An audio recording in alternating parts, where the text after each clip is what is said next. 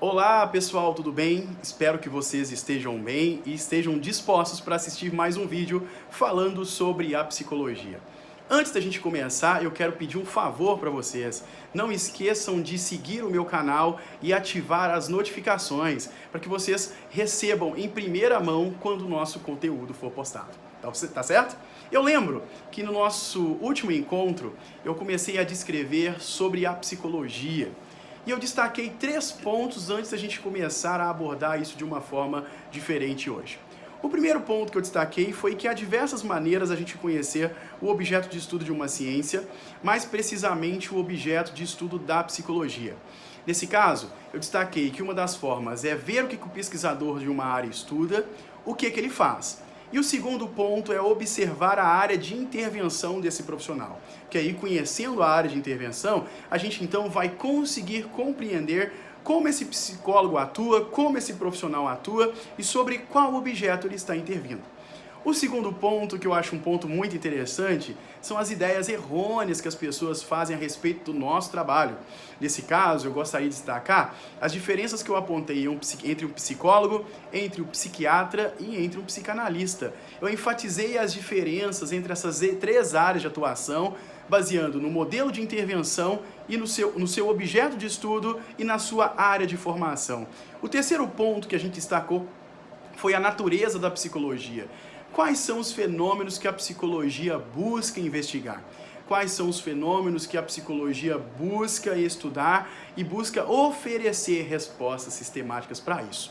E por falar em respostas, esses estudos, esse objeto de investigação da psicologia, ele não começou hoje, apesar de ser um tempo relativamente novo.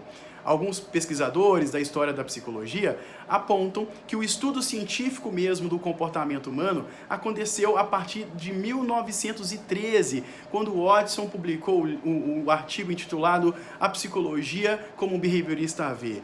Outros dizem que esse estudo começou de uma forma mais tardia, em 1938, com a publicação de Skinner sobre o comportamento dos organismos.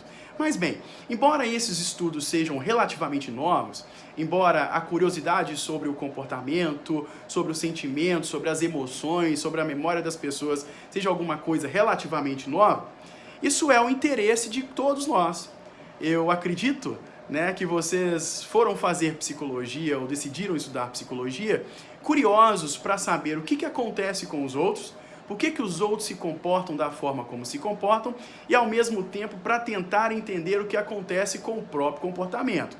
Lembrando, apesar da psicologia e da formação em graduação em psicologia nos dar um norte sobre nós mesmos, mas é somente no ambiente terapêutico, psicoterapêutico, que nós vamos conseguir encontrar as respostas. Então a psicologia, ela pode fornecer um norte para a gente a princípio, mas nós precisamos ir para a terapia, em busca de terapia, para tentar encontrar as contingências que afetam de forma direta o nosso comportamento. Então todos nós tentamos compreender o nosso próprio comportamento e o comportamento dos nossos semelhantes.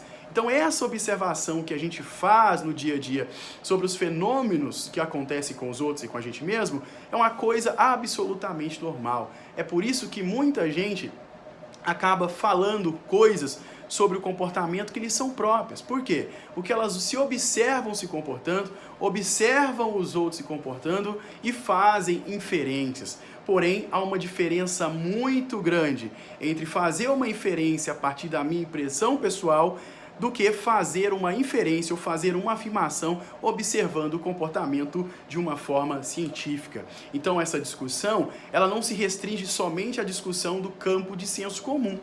Ela também se restringe à discussão dos filósofos que discutem comportamento humano há mais de 2000 anos. Lembram lá da ideia do mito da caverna de Platão?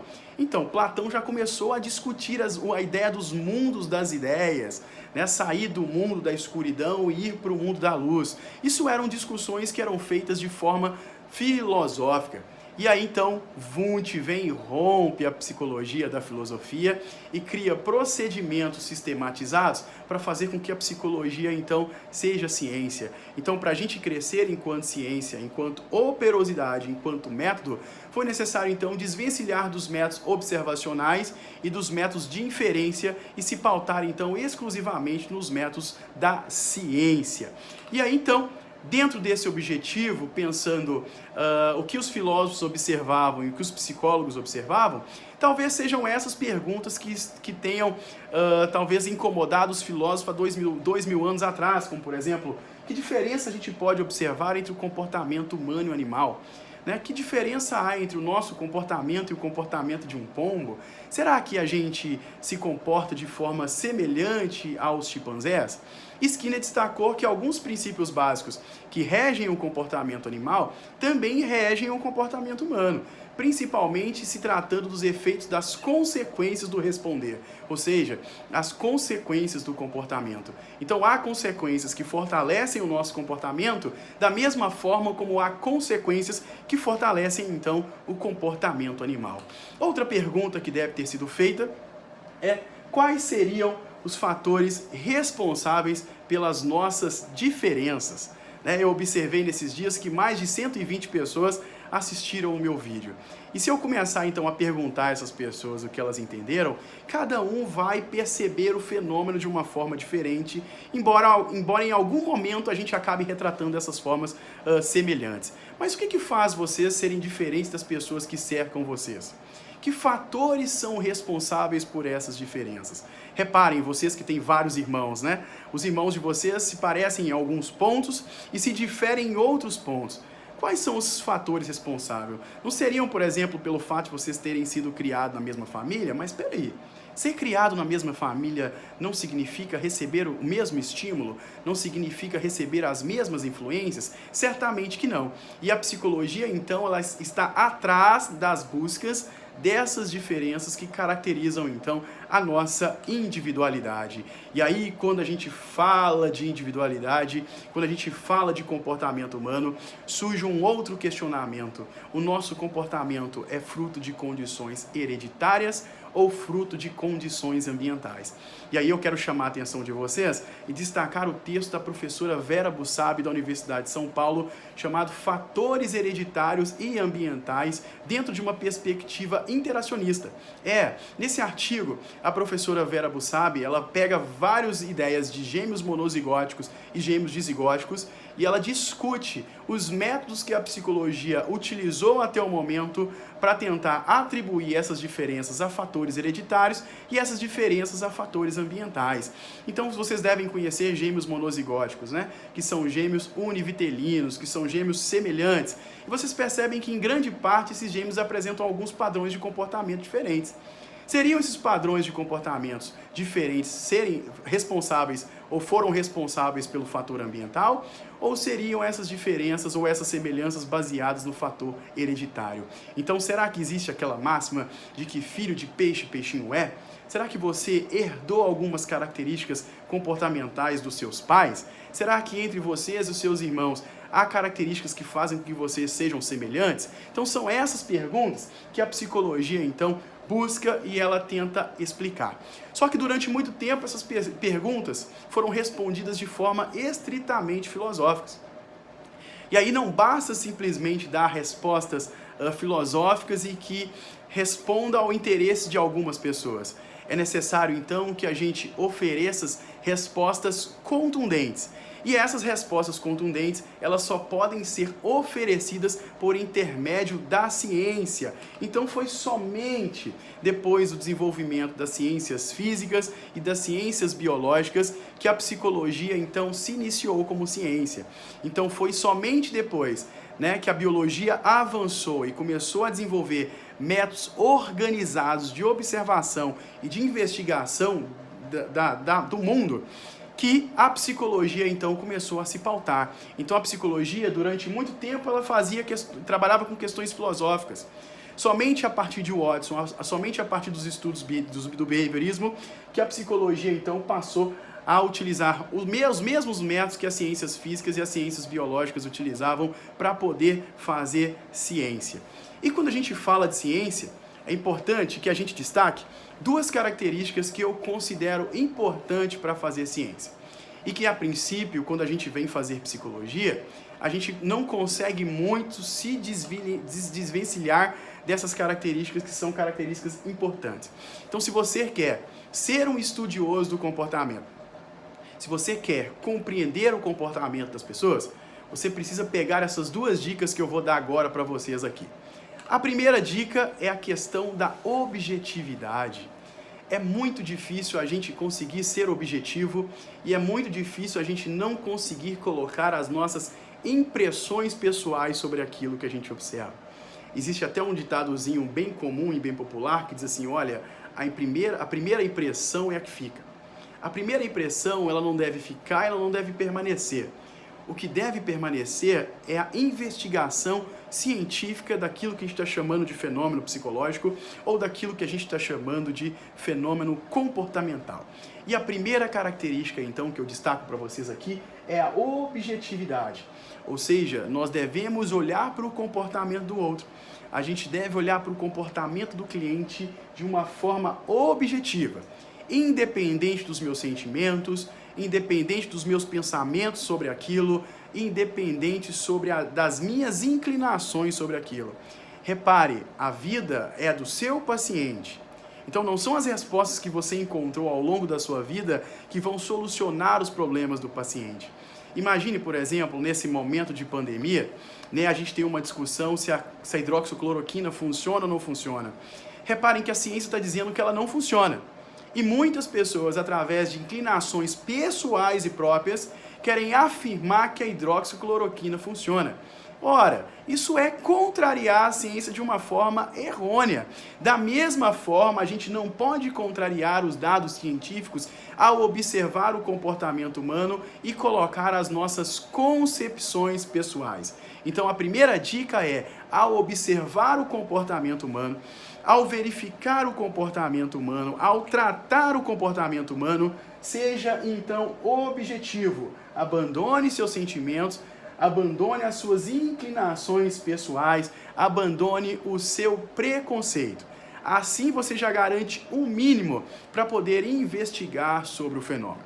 O segundo ponto importante é que a gente não faz ciência de uma forma aleatória. Para fazer ciência, eu tenho que recorrer a operações que eu estou chamando de operações explícitas. A gente não faz ciência de qualquer jeito. Para fazer ciência, nós temos que utilizar procedimentos científicos sistematizados, organizados. O procedimento ele tem que ser planejado. Algumas situações imprevistas que podem surgir, a gente tem que pensar características para poder minimizá-las. Então, quando, por exemplo, os filósofos pensavam o comportamento, falavam sobre comportamento, eles não organizavam o comportamento em termos de procedimentos. E esses procedimentos, eles são super importantes, por quê? Imagine que eu descubra, por exemplo, um método de tratamento efetivo para o transtorno de déficit de atenção e hiperatividade, o famoso TDAH. Aí outro cientista pega o mesmo experimento que eu fiz, replica esse experimento com as mesmas condições. Se esse cientista encontrar resultados semelhantes, prova que o fenômeno que eu investiguei e que o método que eu utilizei é verdadeiro. Agora, se esse cientista encontra outros fenômenos diferentes, outras coisas diferentes, usando as mesmas condições, ele precisa se questionar, o que eu fiz ou que o Igor fez que não deram os mesmos resultados? E através desse processo de recorrer a explicações explícitas, que a ciência se multiplica, que a ciência avança, ou seja, um conhecimento sempre vai gerar um novo conhecimento. É por isso que o conhecimento da ciência é ilimitado. É por isso que o conhecimento da ciência não é dogmático. É por isso que a ciência caminha tanto. É por isso que uma ciência do comportamento hoje já avançou a ponto da gente ter coisas que nem o próprio Skinner investigou na época que ele fundou o behaviorismo radical. Então, o segundo ponto, além da observação, é recorrer a operações explícitas. Ou seja, o meu procedimento de investigação para o fenômeno, ele deve ser claro, deve ser preciso, ele tem que ser organizado e ele tem que ser sistematizado, tá? Apesar disso tudo, apesar da gente estar falando de ciência e querer com que a psicologia seja uma ciência, a gente encontra diversos tipos de variação na explicação da psicologia. Então, na aula anterior eu falei que a gente tem a definição da psicologia como estudo da alma, a gente tem a psicologia como estudo do inconsciente, a gente tem a psicologia como estudo dos processos mentais, a gente tem a psicologia como estudo do comportamento humano, a gente tem a psicologia como estudo dos processos cognitivos e, para agradar todo mundo, a gente tem a psicologia como estudo do comportamento humano e dos processos cognitivos. Reparem as inúmeras definições que a gente tem na psicologia, apesar de uma introdução de um método científico. Né? E não é todo mundo que se diz fazer ciência que está fazendo ciência dentro da psicologia. Há 50 anos atrás, então, a psicologia era definida como a ciência da mente. Mesmo que eu não soubesse aquilo que era mente, mesmo que eu não conseguisse investigar a mente e mesmo que eu não conseguisse observar a mente, muitas pessoas acreditavam que a gente estava estudando a mente. Então, quando eu perguntava para o meu paciente como ele viveu, né, como é que foi a sua infância, o que ele estava sentindo, a gente julgava que essa fala, através do método introspectivo, era o acesso à mente ou o acesso à consciência.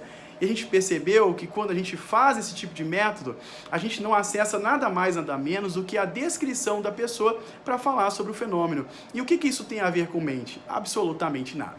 E aí, mais tarde, basicamente a partir de 1938, aí eu também uso a data de 1913 com Watson, a psicologia passou então a ser definida como o estudo científico do comportamento humano. E por comportamento, a gente pode definir tudo aquilo que um organismo faz ou a interação do organismo com o ambiente.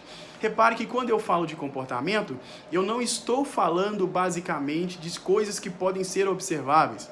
Eu não estou falando de comportamento somente de ação. Eu estou falando de sentimento, eu estou falando de pensamento. Então, comportamento é a interação do meu organismo com o ambiente. Individual, se essa interação ela é uma interação pública ou se essa interação é uma interação privada.